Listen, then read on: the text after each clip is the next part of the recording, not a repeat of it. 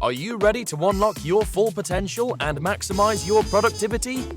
Look no further than Productivity Smarts, the ultimate audio podcast hosted by renowned productivity expert Gerald J. Leonard. In every episode, Gerald shares captivating stories, invaluable tips, and cutting-edge strategies that will transform the way you approach productivity.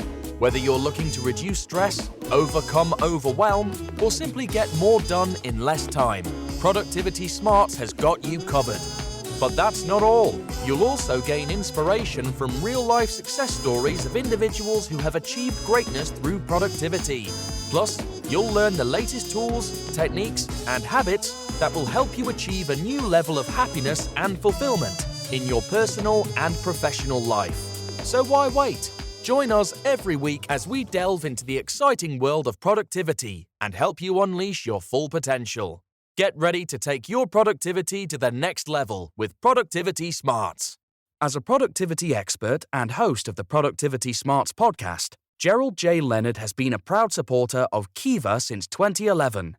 Kiva is a non-profit organization that helps entrepreneurs in third world countries access the capital they need to start or grow their businesses. By making a small loan through Kiva, you can help these entrepreneurs achieve their dreams, support their families, and contribute to their local economies. And with a repayment rate of over 96%, your loan can be re-lent to another entrepreneur once it's repaid, creating a ripple effect of positive change. So if you're looking for a meaningful way to make a difference in the world, consider making a loan through Kiva. With loans as small as $25, anyone can be a micro-lender and help change lives. Visit kiva.org to learn more and start lending today.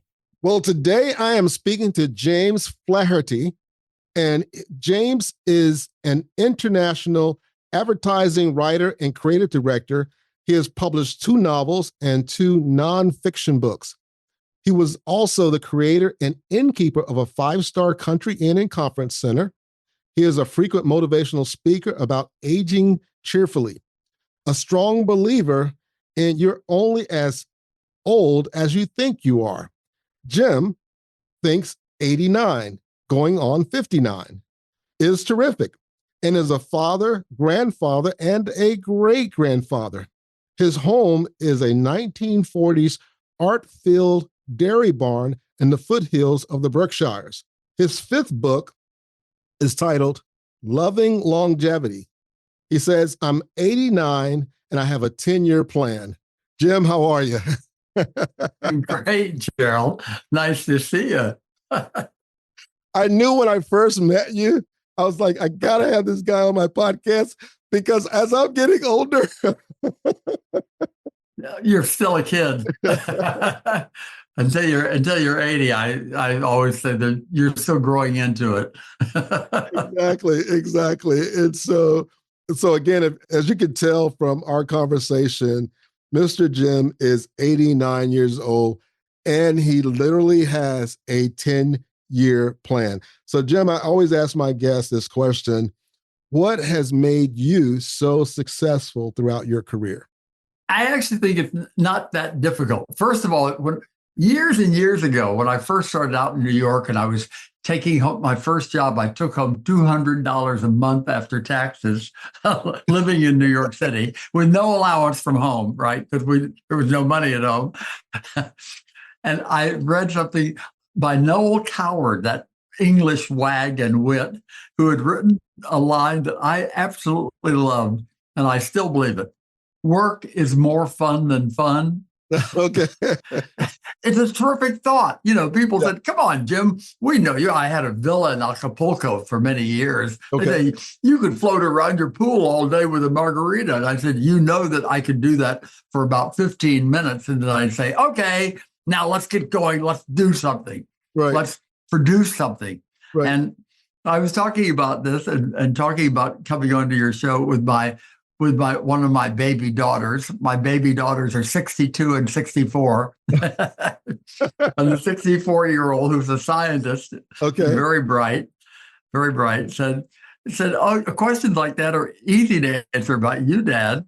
It's your work ethic, and you are very disciplined. Okay. You live a life of good habits and discipline, which is also part of, I'm going to answer something that you might ask me later on. Okay. It's part of, as my new book says, loving longevity. If you want to live a long time, you have to take care of the basic machine. Yes. And I do that. I really do. I eat properly. Obviously, I don't smoke. No one should. I stopped even drinking, and I wasn't a serious drinker on my 80th birthday. Well, So I don't drink. I have 2 meals a day. I have all fruit in the morning, no bread, just fruit. okay. And then here, part of my discipline, I go into my pool. I'm spoiled. I have an interior pool in my house. Okay. And I do 30 minutes of serious exercise every morning, whether I want to or not. But it's fine. I put on music. I tell Alexa in my pool house Okay. to play something that I want to hear. And I'm there and I'm really, really working. I'm not floating around the pool. I get out with heavy breathing after 30 minutes of it. Then come up, take a hot soapy shower, and get dressed for the day. And that's part of my discipline. I've also made my bed, by the way. I do that first thing in the morning. Gotcha. So discipline, discipline, work ethic, good habits. Yeah, good habits. Discipline. Awesome. Then you plan your day. How else do you do it? A hint that I give, not a hint, it's really an idea that I give people when I'm lecturing or when I'm teaching a workshop or talking to folks at some of the elderly rehab centers. Say every night, make a list of the 6 or 7 things you really want to accomplish the next day. Yeah. And put the list where you can't miss it on your bathroom sink or on your keyboard of your computer, if you're going to do that. And then hit it first thing in the morning. And I do that every day. Yeah. And so by 10:30 or 11 o'clock in the morning, I've already accomplished most things that I want to do for that day. And then I can really concentrate on writing. Right.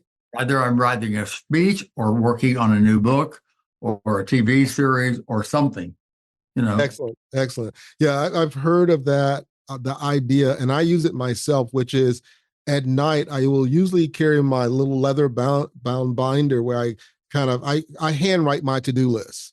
Like I know good your list and so on. So do I. I like the idea of handwriting and that tactical feel and the kinesiology of writing something down because your brain and the whole body's involved with it.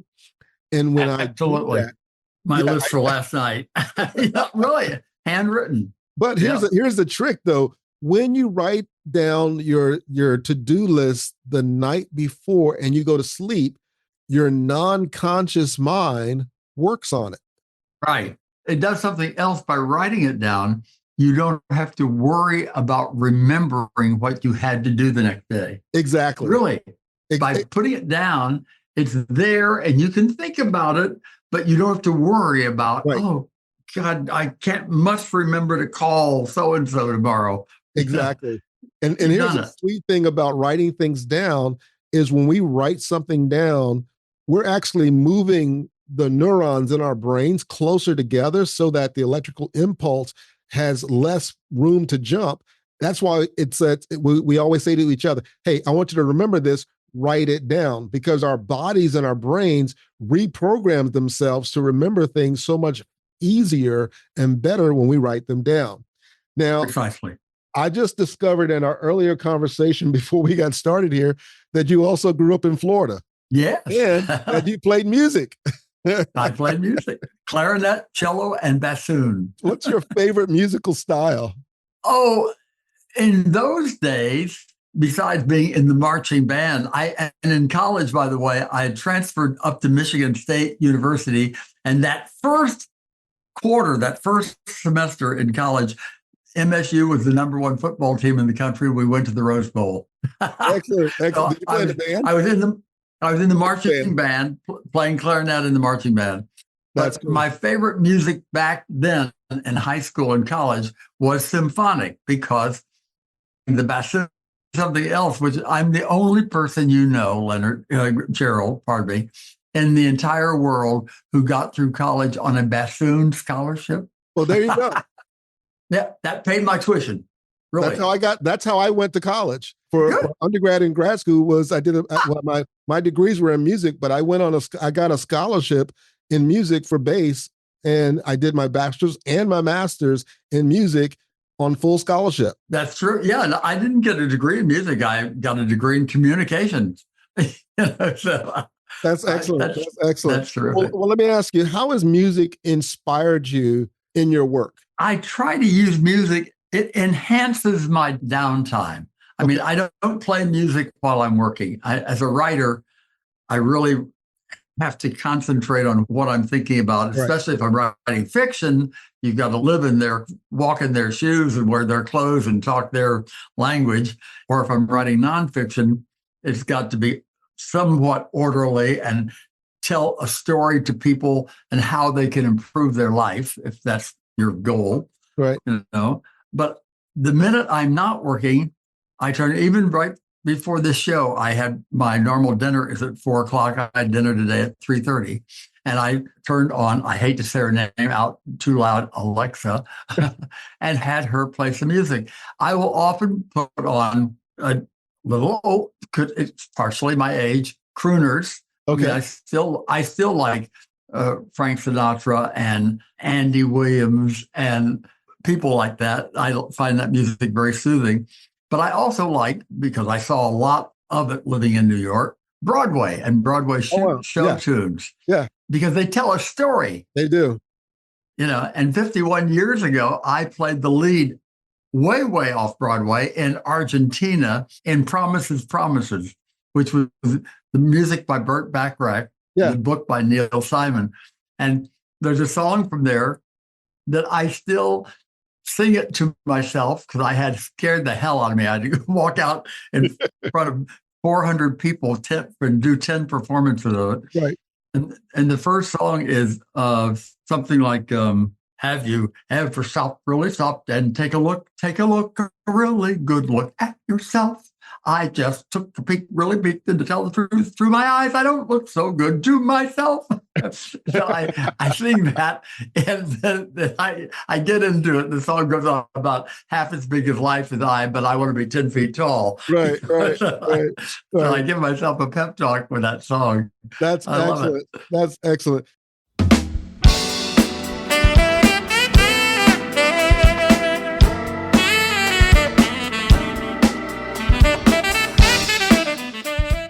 So tell me your story. Like, obviously, there's so much that you've done in life. I mean, earlier we were talking and you said you had lived in Argentina, and now you were on a Broadway play, an off Broadway play in Argentina. So just like, who is James, or who is Jim? Like, tell us a little bit about your story. Okay. I'm a very nice, decent person from a generation that was nice. We were the yes, sir, no, ma'am generation. We really were. There were no drugs or cell phones or teen pregnancies, or that didn't happen in our world. It really didn't, and with this wonderful, thank you very much for it, my wonderful work ethic, which my children say, thanks a lot. That's all we have, thanks to you. They say, you think it was easy growing up as one of your children. I've always loved working. I mean, when I was in New York and earning nothing, I went to work an hour to an hour and a half early every day because I was so excited and I'm going to learn something and I'll be there. And then I left, cut to age 40, and I was back from 4 years of Argentina of playing with the Peronistas, where I was creative director of J. Walter Thompson down there. Came back and I was earning $150,000 a year. And I still went to work an hour and a half early every day. Wow. Because it built into me. So I've really enjoyed life. I've enjoyed everything I did. And I also appreciate the value and think it's worthwhile for people, if you really have internal guts, is to shoot craps with your life. I did by taking the job in Argentina when my children were 9 and 11, moving 5,400 miles. And then when I was 45, I jumped off the top of a solid gold mountain for me and started a business I knew nothing about. Wow. And started from scratch and created a country inn and conference center and worked 70 hours a week for about 10 years to make it happen. Wow.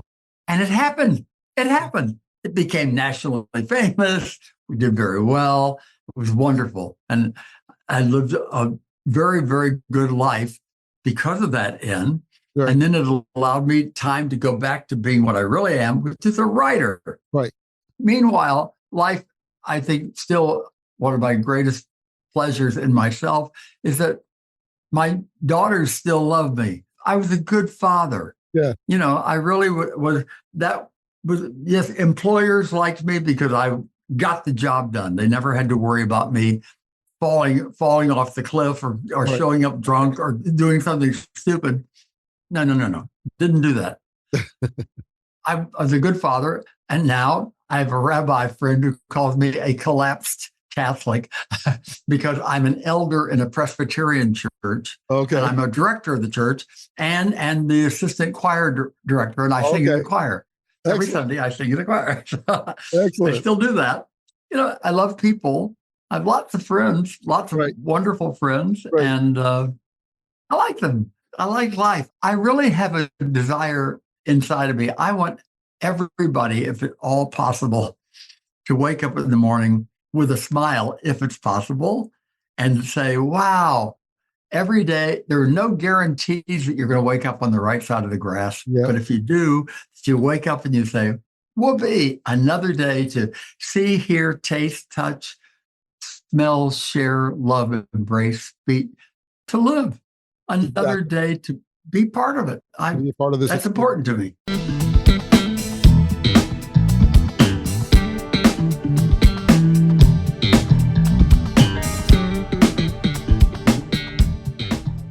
Yeah, it obviously comes through. And again, that was one of the things that when you and I first talked, I thought, wow, this would be an amazing person to have on the show to just share your wisdom and insight and enthusiasm about aging and about who you are. Because as you begin to get older, I have some coaches who are very, well-known luminaries, I'll put it that way. And they're getting up in age. And at times I could hear some of the concerns in their voice, and they still are very positive. But, in your voice, I just hear this authentic happiness and realness about being grateful for who you are, and even at your age, for being where you are. And that leads me to your book. Yes. Embracing your age. And every day I am grateful, and every day I show gratitude for that. And in truth, I almost feel guilty to tell you that at 89, I do not wake up in pain. That's excellent. I have never awakened depressed. Oh, can I cut back and tell you a story? Wonderful story. Sure. My father died when I was young. I was 14 going on 11. He was the district attorney in the city of Miami. He earned $25,000 a year. That was the end of the 40s. Right. And we had a 2-bedroom, 1-bath house, but in Coral Gables, which is a very pretty town. So I was raised by my mother, who was a brilliant woman from an Illinois farm town she went into nurses training in Miami. And she was very, very smart. And as I got older, she said, let me tell you something. Every morning of your life, you're going to have to confront your biggest critic, your biggest enemy, the highest wall you have to hurdle. It's that person in your bathroom mirror. And you can either look at them every morning and grimace and groan and say, good God, another day, or smile bravely and cheerfully and say, good God, another day, and hit it. And she said, and hit it running. She said, because darling, you're not going to inherit anything. You know that. And the world doesn't owe you anything. So if you want something, get off your fanny and work for it. Right. And a lot of that is still with me. I do not wake up depressed, and I do not wake up in pain. And the doctor said to me the other day, I had my physical about a month ago. He said, are you prepared to handle 100, Jim? I said, 100 what? He said, the age of. And I said, yeah. He said, because you will probably. He said, I know there are no guarantees. He said, but you're probably going to live to at least 100. Or can you financially do it? I said, it may start getting a little skinny around the late 90s. I thought, because I wasn't planning. I really didn't think I'd be here. Right. All of the Flahertys died before 60. Oh, wow. It was a different world. Yes. Different medicines, different doctors, different everything. I don't have any conditions that are going to lead me to an early. Wow. Wow. And the rest of it is mindset. Yeah. Mindset, Gerald, the world, your mind controls your body. It does.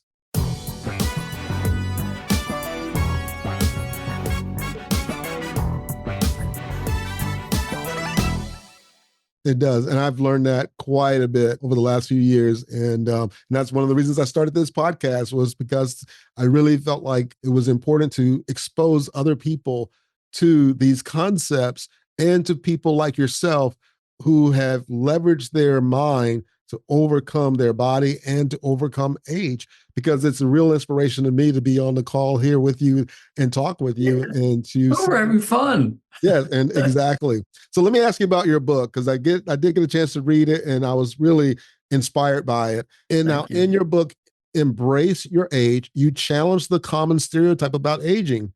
How do you believe embracing age can actually enhance your productivity in later years, as it's doing for yourself? Well, let's go back to you said in the introduction, something I believe very much, the old saying that you are as old as you think. Yeah. And if you think old, you get old. Yeah. And so I'm saying to people, embrace your age and embrace all the tomorrows in your life by looking forward to, what can I accomplish tomorrow? What can I do? How can I make the world better for another person? That's the most gratifying thing in the world, is to do something good for someone else when you expect nothing in return. Right. So a good story for you. Like a friend of mine, she's not a girlfriend, she's a girl friend. Gotcha. and she's a young chick, 83 years old. And she was a hot ticket boy, and she was a model in New York. And, she had it all, boy, and lived it. And we were talking, I said, do you have any regrets, love? And she said, yes, Jim, I do. And I was surprised because I didn't know this. She said, I never got a college degree. I said, wow. Really? I said, so? She said, so what do you mean, so what? I said, so what's stopping you? She said, Jim, I'm 83 years old. I said, so? I'm 89. Big deal. I'm going out and giving speeches. Right. If people are going to sit there and listen to some 89-year-old idiot on the stage, you can't go back to college. She went back to college. Wow. She came and saw me about after she'd been in for the first semester. Yes. And she came in with this grin ear to ear. She said that the kids thought Grandma Moses had been reincarnated. But then I would ask intelligent questions. So they started talking to me and asked me to the library to study with them. Wow. And asked me out for coffee or for lunch. And she said, and even asked my advice about dating. And then she twirled around. She said, do you like the way I look? My girlfriends took me to the Gap. Now, I got to tell you, Gerald, she wasn't 83 anymore. She was 38. Yeah. Yeah. I mean, she's going to live another 10 years. She is a totally different person. Yeah. Yeah. By making that one gesture. Yes. And it thrilled me. It just thrilled me. People to do that. Yeah. Yeah, that's pretty amazing. That's pretty amazing. Now, you also talk about, and I think this is really true, many people feel a decline in energy and motivation as they age, right? Because as you're looking in the mirror and you're saying, oh, I'm getting older, you kind of hear it on television, blah, blah, blah. And you're just, your mind goes there and your body then follows, right? Of What course. strategies and mindsets do you suggest to counteract this and maintain this high level of productivity as you've done at 89? Okay. First of all, you get back to mindset. They've decided I'm old and therefore they start retreating from life. I guess all I'm going to do now, and this is a horrible statistic, something like, I may have the numbers wrong, but I'm not far off. 65% of people over the age of 65 watch at least 48 hours of television a week. Yeah. You know, and I say, guess what? There are other things you can do. I can say, Norma, friend of mine, are you painting anymore? Oh, no, I'm so busy. I said, busy doing what, dear? Absolutely nothing. You were a brilliant painter. Why aren't you painting? Yep. And you over there, you always love to help people, I know, when you're younger. Why don't you volunteer at the church or the hospital? Yeah. Volunteering is a wonderfully satisfying thing. It gives you, I said, it will get you up and off the couch and back into talking to people. Every statistic in the world proves that the more contacts you have, the longer you live. Have you heard of the blue zones, Gerald? Yes. I taught a workshop on blue zones, and I went to a workshop with Dan Buettner, who wrote the blue zones. Okay. And that all comes down to, if you have contacts and you live a healthy life, you go on living. You really do. It's not rocket science. Exactly. Well, I think, the idea of retirement and getting older, people draw back, they change their lifestyles, they become very inactive, they lose their purpose, right? They don't have a purpose anymore. And they're not bringing any novelty into their life, right? Like you asked the young lady, the 83-year-old, to go back to college, and she did, and it changed her perspective. And I started doing this even before, remembering as I was looking at my calendar going, oh, I got this interview with James I got to get prepared for and go through his book. I started looking at my life, and I'm 61, I'll be 62 in the age of my younger daughter. Yeah, I'm younger than your kid. You're one of my kids. I'm a little younger than you. I could burp you.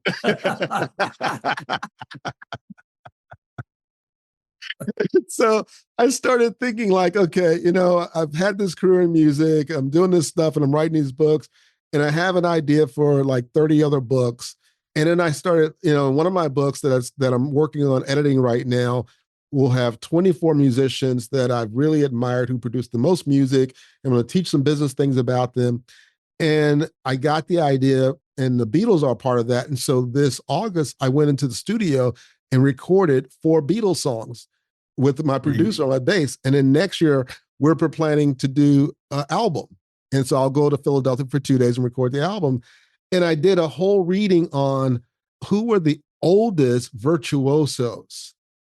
And many of them were in their 90s. I would say there's at least 11 of them right now in their 90s, still playing and learning and growing. Yes. And I just thought, I got another 30 to 40 years if I play this right to learn, grow, develop, and produce. And you know what the words you're saying? Let's start with learning, which I think is a crucial word. With enough of that, you will not face dementia. Yeah. I was a caregiver for dementia for 3.5 years. My God, does that change you? Yeah. I mean, that's 24/7. Yeah. Somebody you love is drifting away cell by cell, boy. Yeah, it's rough. It's very difficult because my mother went through that, and we just lost her this year in April, and saw that whole process. She was dealing with it for about 18 years. And so just a long time. And that was very painful to see that.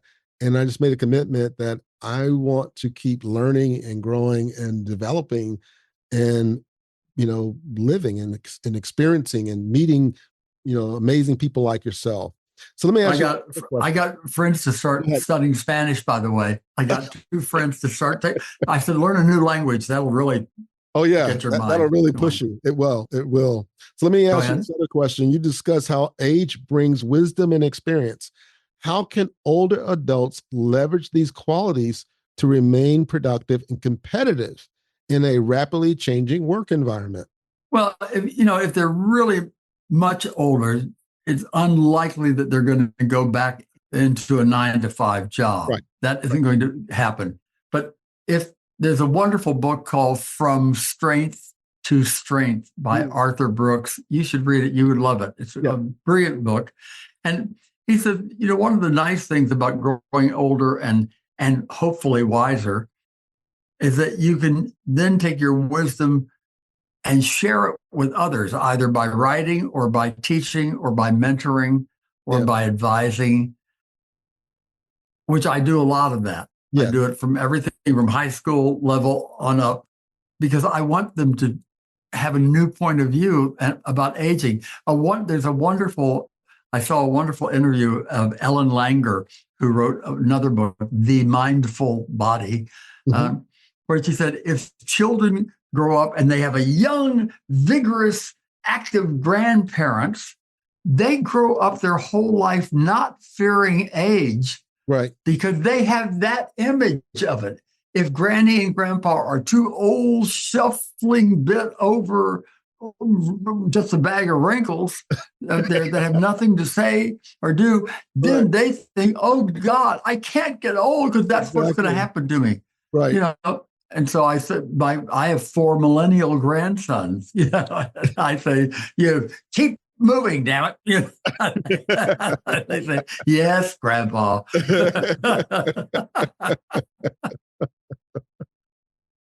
That's funny.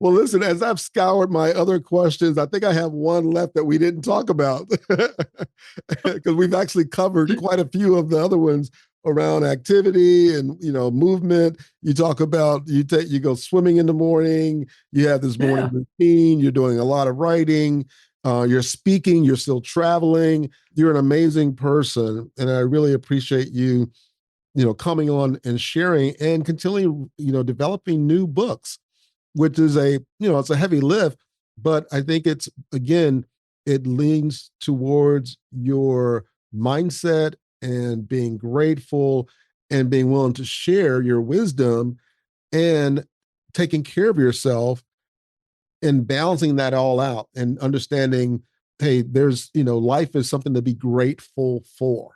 And I think, Marty Seligman once said that, I saw him in a conference once, and he said the greatest medication any depressed person can have is to write down what they're grateful for every day. Oh, yeah. Because that changes your energy, that changes everything about you. Absolutely. Exactly. So I have probably a couple more questions for you. And this one I think is really important. And it is for those who might feel anxious about getting older and their impact on their performance. And I know this has crossed my mind in the past. It's beginning to wane, but it definitely has crossed my mind. What are some first steps you would recommend to start embracing their age and boosting their productivity? Because a lot of people will look at themselves as they're getting older and they're hitting that late 60s, the 70s, and they start feeling anxious and start wondering about their performance. What's your advice? Again, biggest problems of aging is that the too many elders are living alone because she has died or he has died and they're alone. Loneliness is the biggest stress, and it's perhaps the biggest cause of early death. Yeah. So if they are feeling anxious about it, though, is to come out, have a coming out party and come out and become involved again. Become involved. If nothing, I've said to some people, how many years has it been since you've gone to church? Oh, 12 years. I say, well, why don't you try going to church? You would be amazed how an hour of peace, whether you are deeply religious or not, an hour of peace might be good if you find an interesting priest, minister, or rabbi, and you'll meet some nice people. And maybe with your wisdom, you can help. And you can again, go back to volunteering. You can help in the town. You can be somebody be helpful. Then I don't know. I think the nicest compliment I ever got from my own children is they said, "You never bored us." I thought, good. Because parents can be boring. Exactly. Yeah. Hey.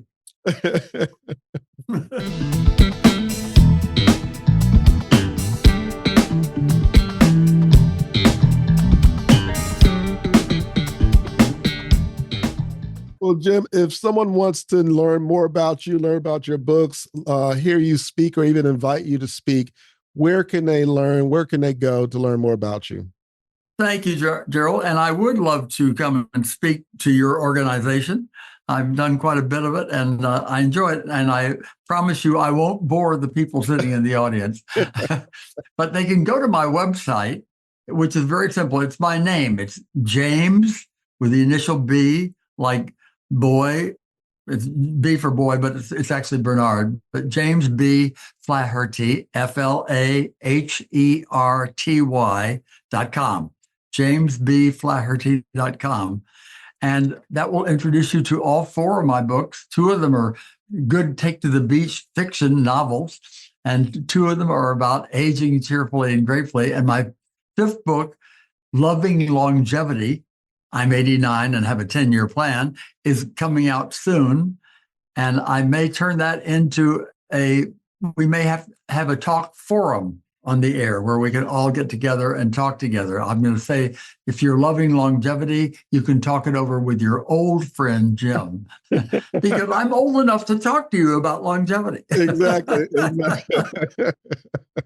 You can lead the way. Exactly.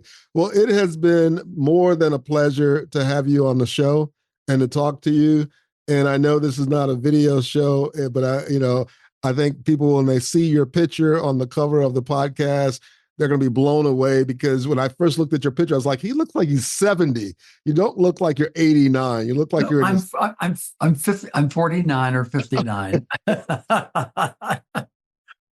It's just my birthday. Yeah, you look so much younger than what your age is, but your energy level, your mindset, your smile, everything about you is like, okay, that's what I want to be. You've nailed it. You've given me a visual, and you've given me something to shoot for as I take that road of getting older. Well, you're a pleasure to talk. I'll be happy to talk to you whether we're on the air or not. Gerald, call any day. Excellent.